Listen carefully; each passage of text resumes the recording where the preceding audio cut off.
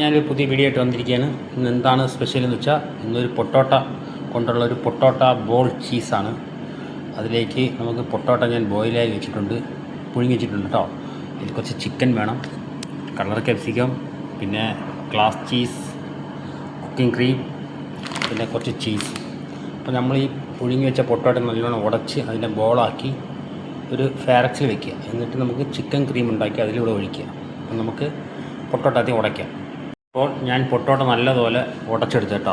ഉടച്ച് നല്ല മാഷ് പോലെ, അതായത് നല്ല കുഴമ്പ് രൂപത്തിൽ ഉടച്ചെടുത്തത് ഞാൻ ചെറിയ ബോളാക്കി ഈ പാത്രത്തിലോട്ട്, ഈ പാരസിലോട്ട് ആക്കി കേട്ടോ. എങ്ങനെയെന്ന് വെച്ചാൽ ഈ ബോൾ കണക്കാക്കി, കണ്ടില്ലേ, നിരത്തി വയ്ക്കുക. ഞാൻ പൊട്ടോട്ട നല്ല ബോളാക്കി ഞാൻ ഫാരക്സ് നിരത്തിയിട്ടുണ്ട്. ഇനി അടുത്ത് നമുക്ക് ചിക്കൻ മസാല ഒക്കെ ആക്കി അതിൻ്റെ മീതെ ഒന്ന് ഒഴിക്കാം. അപ്പോൾ അതിലേക്കുള്ള പരിപാടി കേട്ടോ. കുറച്ച് ബട്ടർ ഇട്ട് കൊടുക്കാം. അതിലേക്ക് നമ്മൾ അരിഞ്ഞു വെച്ച് ചിക്കൻ ഇടാം.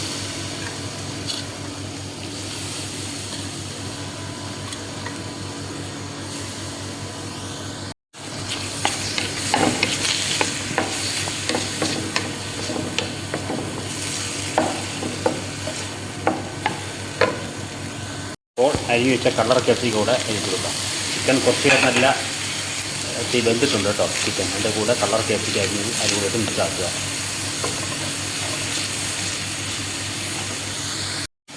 കുറച്ച് ഉപ്പിട്ടിടുക.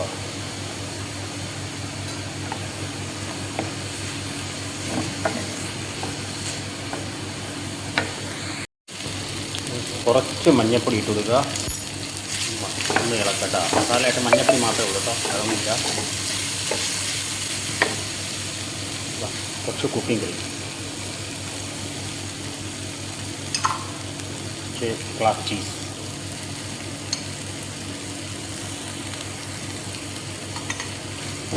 മിക്സാക്കുക. ഇന്ന് ഉരുകി ഒന്ന് ക്വിക്കായി വരും കേട്ടോ.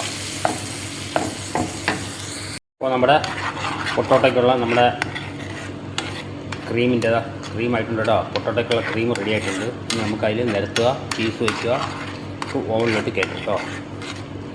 നമ്മുടെ ക്രീം റെഡി ആയിട്ടുണ്ട്. നമ്മൾ നിരത്തി വെച്ചിരിക്കുന്ന പൊട്ടോട്ടയുടെ മുകളിലായിട്ട് ഈ ക്രീം ഇങ്ങനെ ഒഴിക്കുക. നമ്മുടെ പൊട്ടോട്ടൊക്കെ ഞാൻ കറക്റ്റ് എല്ലാം സെറ്റാക്കി ക്രീമൊക്കെ ഒഴിച്ച് വെച്ചിട്ടുണ്ട് കേട്ടോ. ഇനി ഇതിൻ്റെ മീതെ കുറച്ച് വൈപ്പിംഗ് ക്രീം ഒഴിക്കുക. കുറച്ച് ചീസ് ഈ ചീസാണ് കേട്ടോ. ഈ ചീസ് അതിൻ്റെ കൂടെ നമുക്ക് നിരത്തുക. അപ്പം നമുക്ക് അതിൻ്റെ മുകളിലോട്ട് നമുക്ക് ചീസൊക്കെ ഒന്ന് നിരത്താം.